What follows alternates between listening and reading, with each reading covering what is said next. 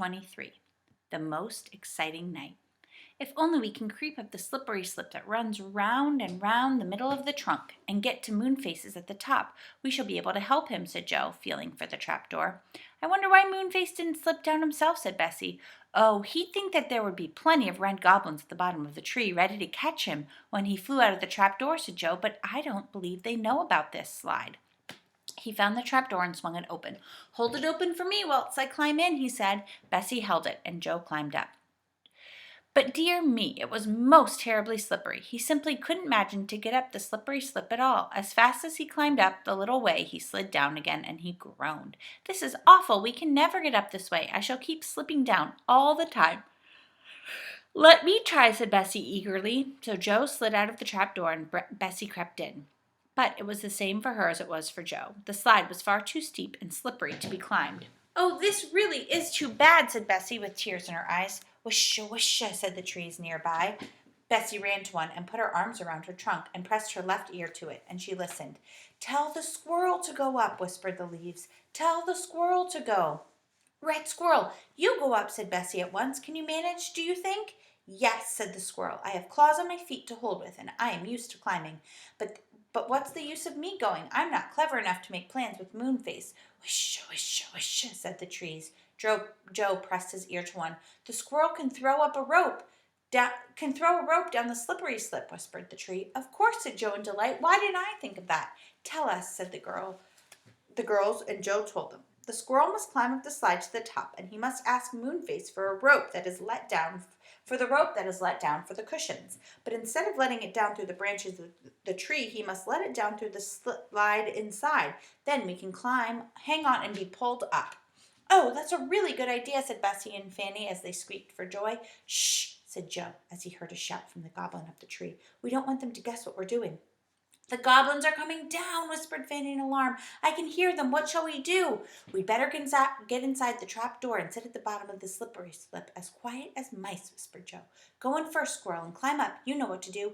Yes, said the squirrel, and disappeared up the slide, digging his sharp little claws into it as if he were climbing up the outside of a tree trunk. Joe pushed Bessie inside and then Fanny, and he climbed in himself and shut the trap door just in time. 3 goblins jumped down on the foot of the tree and began hunting around. I know I heard someone, said one of them. Well, so long as we don't let them pass us up the tree, they can't do much, said another with a laugh. I don't think you heard anyone. It was just the trees whispering. Whoosh, whoosh, whoosh, said the trees at once. There, what did I tell you, said the goblin. They jumped back into the boughs of the faraway tree, and the children hugged one another and chuckled. I wonder if the squirrel has gotten to the top of the slide yet, said Joe. As he spoke, a little sound came down the slide, a soft, slinky sound, and something suddenly touched them. Oh, a snake! Cried Bessie in alarm. Don't be silly. It's the rope that the good little squirrel has sent down, said Joe, feeling it. Now, we'd better go up one at a time, for Moonface will never be able to pull us all up at once. Fanny went first. She was hauled all the way up the slide. It was very strange, so dark and quiet, and at last she reached the top. Moonface was there, red with pulling. A light burnt in his funny room. He was simply overjoyed to see Fanny. He hugged her and then sent down the rope for Bessie, and she came up, and then Joe. Don't make too much noise, said Moonface in a low voice. He squeezed them all around. The goblins are outside everyone's door. Oh, Moonface, we're so sorry you were captured like this, said Joe. Couldn't you have slid down the slide and escaped? Or did you think that there might be goblins at the bottom? Well, I did, said Moonface, but I also thought if I slid down, I'd be leaving all of my friends behind in the tree, and that seemed like a mean thing to do. Yes, it would be rather mean, said Joe, to save yourself and leave the others. Moonface, what can we do to help? Well, I simply don't know, said Moonface. I've thought and thought and thought, but I can't think of anything really good at all. It's a pity Silky isn't here, said Joe. We would talk it over with her then. She's very clever. We can't possibly get at her, said Moonface. She's locked in just as I am. Joe, Moonface, said Fanny suddenly, her face with excitement. I thought of a way to help. What? Cried the others. Well, couldn't the red squirrel slip down the slide out of the trap door and take a note to the elves in the wood? Asked Fanny. Do you remember how we helped them when we first came to the wood, and they said they would always be pleased to help us if we wanted? Yes, but how could they help? Asked Moonface doubtfully. Nobody quite knew, but Joe suddenly nodded his head and gave a squeal. Shh, said everyone at once. Sorry, said Joe, but I really have got an idea at last. Listen, the red squirrel can tell the elves to come up here in the crowds, and we'll pull them up on the rope.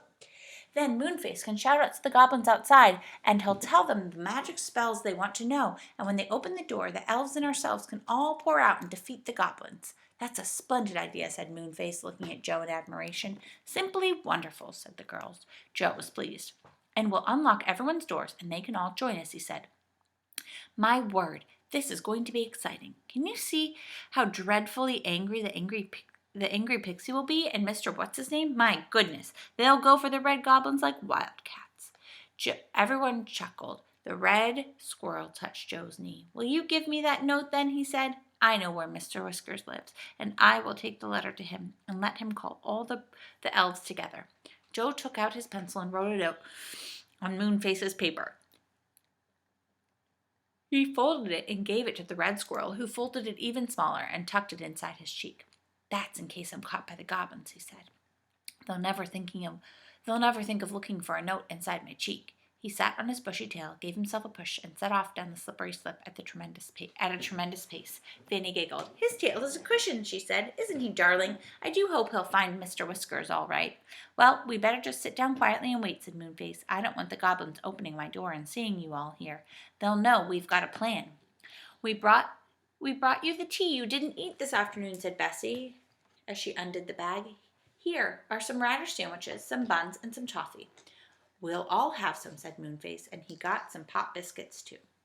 So they sat round quietly on Moonface's curved sofa and bed and chairs, and ate and whispered, waiting for the squirrel to come back with Mr. Whiskers and the elves, whatever would happen then.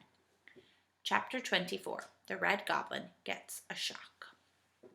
It seemed a long time before anything happened. Then Moonface pricked up his ears and listened. "Someone's coming up the slippery slip," he said. "It must be the little squirrel." "I hope it isn't a goblin," said Fanny. But it was the red squirrel. He hopped out of the slippery slip hole and nodded at everyone. "It's all right," he said. The elves are coming. I found Mr. Whiskers, and he has slipped out to fetch all of his family. There are 51 of them." "We'd better let down the rope then," said Moonface, and he let it slither down the slide. Someone caught hold of it at the other end, and the rope tightened. "The elves are there now," said Moonface, and he and Joe hauled on the rope. It was heavy. They pulled and they pulled, panting hard. "This elf is jolly heavy," said Joe, and no wonder, for when at last they got the rope to the top, there was not one elf, but 5 hanging on the rope. They leapt into Moonface's tiny room and began to whisper excitedly. Moonface told them about the goblins, and they grinned when they heard this plan. Down went the rope again, and this time 6 elves came up on it. By this time the room was very crowded, but nobody minded. "We'll have to sit on each other's knees," said Joe, so they all sat on one another and giggled at the sight. So many people in Moonface's little tree room. All the elves looked exactly the same. They all had very long beards, though Mr. Whisker's beard was the longest. It reached down to his toes. The rope fetched up all 51 little elves, and by that time there was really no room to move. Everyone was excited, and there was such a lot of whispering that sounded like 1,000 leaves rustling at once.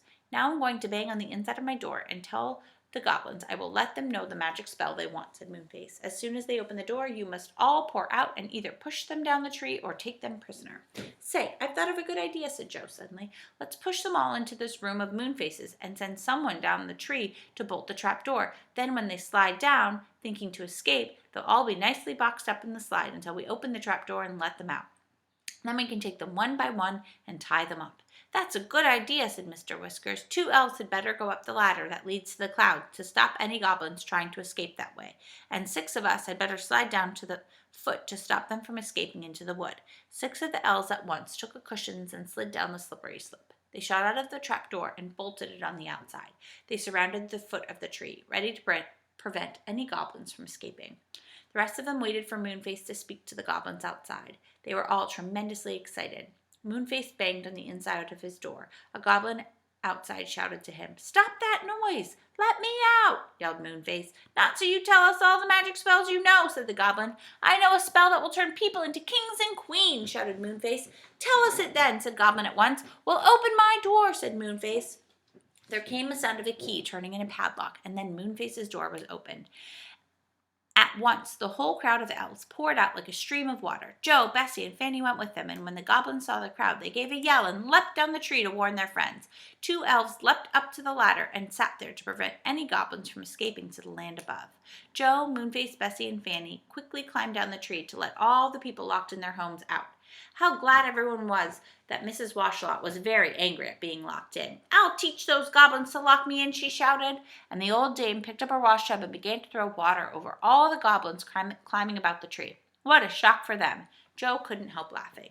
He unlocked Mr. What's-his-name's door, and out came What's-his-name, shouting and raging, followed by the saucepan man. What's-his-name seemed to be all fists, and he flew at the goblins and began to pummel them as if they were beating carpets. The saucepan man acted in a surprising manner. He took off one saucepan after another, one kettle after another, and threw them at the escaping goblins. Crash, bang, clatter. My goodness, he was a good shot. Fanny stopped and watched him in amazement. They let out the barn owl and the 3 owls that lived together. They flew at the goblins, screeching and hooting. The angry pixie was so very angry that he flew at Joe when he let him out, and Joe only just explained in time that he must fight the goblins and not him. Bessie let Silky out, but Silky was rather frightened at all the noise and shouting. Still, she managed to catch one goblin by tying him up with one of her curtains. Silky and Bessie then took the goblin up the tree and pushed him into Moonface's room. When he found the slippery slip, he slid down in delight, thinking he could escape. But alas, for him, he stopped at the bolted trapdoor, and there he stayed, unable to climb up or to get in. Many other goblins were caught that way, too. They tried to escape from the elves by running down the tree to the wood. But when they found 6 strong elves at the foot, they climbed up the tree again to escape into their own land at the top. Then, of course, they found 2 elves on the ladder, who pushed them down again. So into Moonface's house they went, hustled there by Joe, who took a great delight in pushing them in one by one as they tried to escape by sliding down the slippery slip. And soon the slide was crowded with goblins, piled one on top of the other. Dawn came, and the sun shone out, lighting up the great branches of the enormous faraway tree. "Now we can see if any goblins are hiding anywhere," called Moonface, who was thoroughly enjoying himself. So he and the elves and What's-his-name looked into every hole and corner, behind every branch and tuft of leaves, and pulled out the hidden goblins there. They were marched up to Moonface's room and pushed down the slippery slip. Soon there wasn't a single goblin left. They were all piled on top of one another in the slide, most uncomfortable and frightened. "There," said Moonface, at last, pleased with him and everyone else. "We've got them all safe. My word, I am angry. What about having a good meal?" "Look," called Silky, waving to a lower part of the tree. "The faraway tree is growing ripe plums, just down there. What about having a feast of those?" "Good," said Moonface. "Squirrel, go down to the 6 bones at the foot of the tree and tell them they can come up now. Hi, you 2 elves on the ladder, you can come down. Silky, can you make some cocoa to drink? Plums and cocoa would make a lovely meal." Just as they were sitting down to eat and drink, a strange figure came up the tree. He was thin and ragged and knobbly, but his face beamed as if he knew everyone. "Who's that?" Fanny said at once. "Don't know," said Moonface, staring. "I seem to have seen his face before," said Bessie. "He's a funny-looking creature," said Joe. "He rather looks like a scarecrow to me." The ragged man came up and sat down on a branch nearby. He held out his hand for a cup of cocoa. "Who are you?" said Moonface. "What's your name?" asked Silky. "Play a game?" said the thin man, beaming. "Yes, certainly. What game shall we play?" And then everyone knew who it was. It was the old saucepan man, without his kettles and saucepans. He had thrown them all at the goblins, and now he had none left to wear. "Saucepan, you look so different," said What's-his-name, hugging him. "I didn't know you. Come and have a plum." The saucepan man looked alarmed. "Hurt your thumb," he said. "Oh, I am sorry." "No, I didn't say hurt my thumb," said What's-his-name, roaring with laughter and clapping the saucepan on his back. "I said have a plum, a plum, a plum." "Thanks," said the saucepan man, and put 2 large plums into his mouth at once. "And now," said Moonface, when everyone had finished, "what about those goblins in the slippery slip?" And that is the end of chapter 24. Chapter 25 we will read tomorrow, which is called The Punishment of the Red Goblin.